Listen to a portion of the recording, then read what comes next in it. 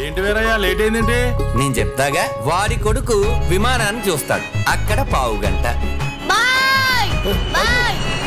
ఆ తర్వాత నా కొడుకు బాగా చదువుతున్నాడా లేదా అని టీచర్లను అడుగుతాడు, అక్కడ 30 గంట.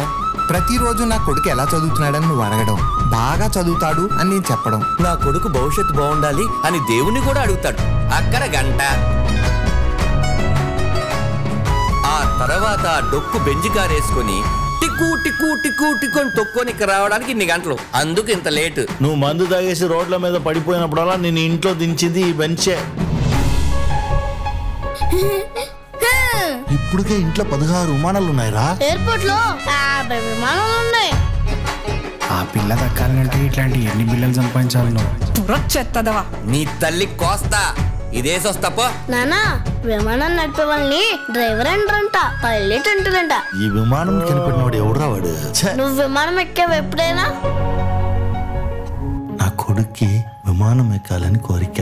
వైజాగ్కి 10,000 ఉంది, బుక్ చేయమంటారా అండి? అర్జెంటుగా 10,000 కావాలరా. ఇప్పుడు 10,000 రూపాయలు మనం ఏడికెళ్ళి తీసుకొస్తాము, ఎట్లా తీసుకొస్తాం రా? నాకు అర్థం కాదు అన్నా. పని కావాలన్నా. అప్పుడు ఇల్లమ్మితే ఎంత వస్తుందిరా? నువ్వు కాబట్టి 1000 ఇవ్వగలను అంతే. ఇప్పటిదాకా మోకాళ్ళ పైన పట్టుకునే మగాళ్ళనే చూసినాను రా. మొదటిసారి మోకాళ్ళ కింద పాదాలను పట్టుకుంటుంటే చాలా కష్టంగా ఉందిరా. విమానం ఎక్కిస్తానని చెప్పి నువ్వే నీ కొడుక్కి ఆశలు రేపెట్టి చెడగొడుతున్నావు.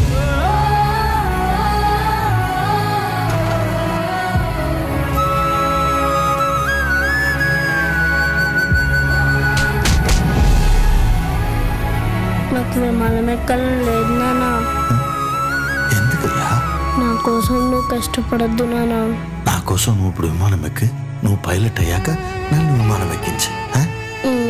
రాత్రి నువ్వు ఏడుస్తుంటే నాకు కూడా ఏడిపోతేసింది నాన్న.